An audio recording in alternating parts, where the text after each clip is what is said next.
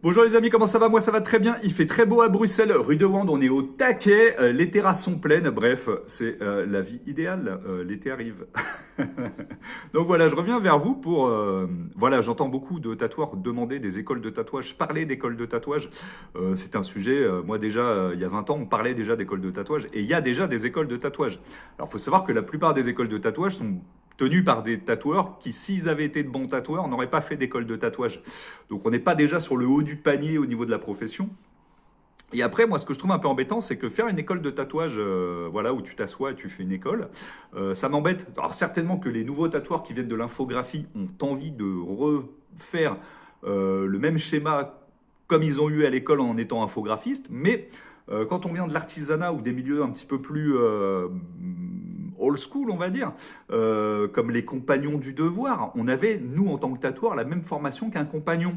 C'est-à-dire qu'on apprenait chez un maître les bases. Et une fois qu'on avait donné le temps pour payer le maître, c'est-à-dire que moi, par exemple, une fois que j'ai appris à tatouer, je suis resté 2 ans chez le même tatoueur parce qu'il m'a pas appris à tatouer gratos. Il fallait que je bosse chez lui pour qu'il se rembourse du temps qu'il a pris sur moi et c'est normal. Et après, une fois que j'ai fini, j'ai pris mes affaires et je suis parti dans des salons me perfectionner, apprendre d'autres techniques, rencontrer d'autres personnes. Alors effectivement, pour faire ça, il faut déjà avoir un book un peu solide. Mais en vrai, quand on était tatoueur, c'est comme ça qu'on se formait, en allant à la rencontre de l'autre, pas en attendant que le savoir arrive.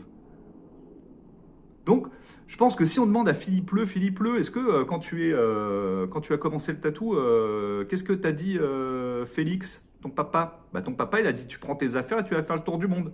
Et puis tu vas rencontrer les tatoueurs de partout, puis tu vas prendre un petit peu tous les styles. Et puis quand tu seras bon dans tout, ah bah, tu pourras revenir et ouvrir un shop. Et c'est ça en fait qui se passait avant. Avant d'aller travailler chez les collègues, on apprenait, on apprenait, on apprenait. Et une fois qu'on avait le bagage suffisant, on ouvrait son shop, on était autonome, indépendant, on pouvait à peu près tout faire. Et voilà, c'était génial.